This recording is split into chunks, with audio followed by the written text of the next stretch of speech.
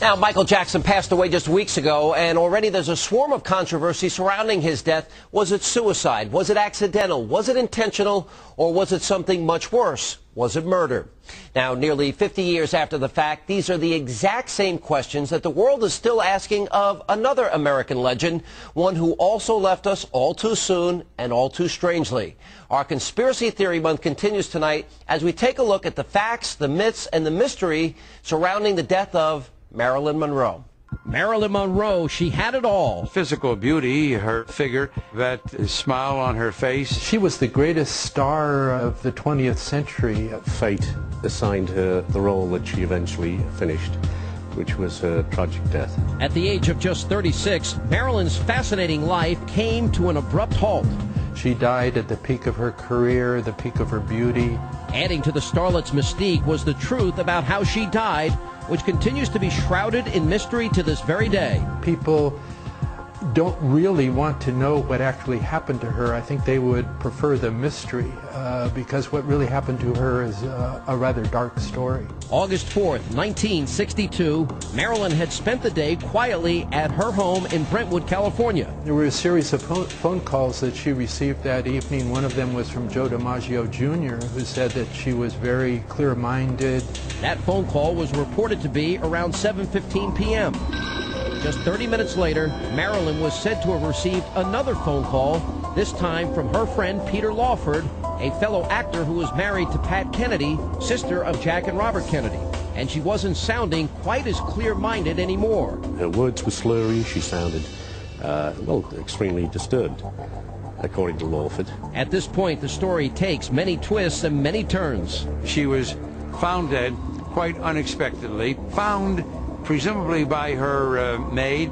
Marilyn's housekeeper was a woman by the name of Eunice Murray. This maid called the two doctors, her internist and her psychiatrist. They got there about 11:30 that night. It's a proven fact that Marilyn Monroe was dead by 11 p.m. that night, and yet the police weren't called until about 3:34 in the morning. But it is strongly believed that some federal government officials, FBI and or CIA, were present at that house during that interval. Donald Wolfe tells another version of what could have happened. Norman Jeffries, the handyman that worked for Marilyn, said he had been there that night.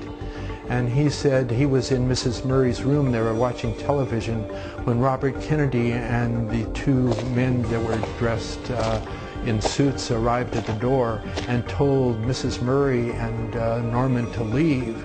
He said they just went to the neighbor's house and they were only gone about 20 minutes when they saw Robert Kennedy drive off with the two men, and they returned to the house. They went to the guest cottage, and that's when they found Marilyn comatose on the bed, and that her file cabinet had been rifled through. Lividity on the posterior side of Marilyn's body could indicate that she actually died lying on her back. A possible explanation of this could be Wolfe's theory, that Marilyn died on her back in the guest cottage and then was moved to her bedroom inside of the house and arranged face down. Jack Clements, who was the watch commander at the Westwood Village Police Department, received the call that Marilyn had died, and he went to the address at about 4:30 in the morning. He found her body face down on the bed, her arms and legs to her side, and Jack Clements knew immediately. He told me that the death scene had been rearranged. The official cause of death was ruled to be acute barbiturate poisoning by Dr. Thomas Noguchi of the Los Angeles County Coroner's Office.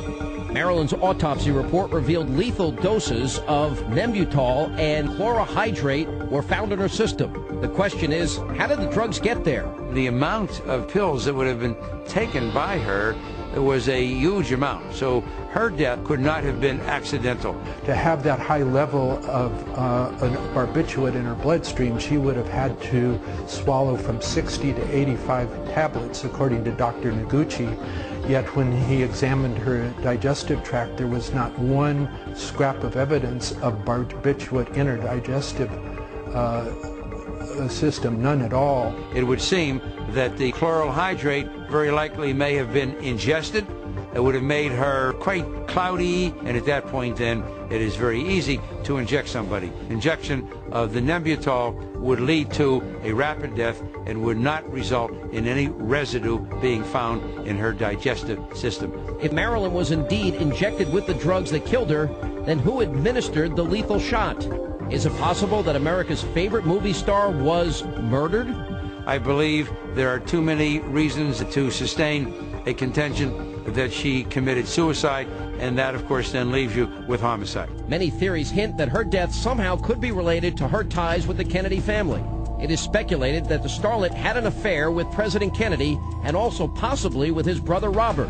It had reached the point that Marilyn Monroe was too much of a potential embarrassment to the Kennedys. Now, that does not necessarily mean that it was they or either of them who had her done in. It could have been just anybody, federal agency, mafia. It is believed that Chicago mob boss Sam Giancana was linked to JFK. That not only did he help Kennedy secure the state of Illinois to win the presidency, but it's also believed that he was recruited by the CIA during the Kennedy administration to help assassinate Cuban dictator Fidel Castro.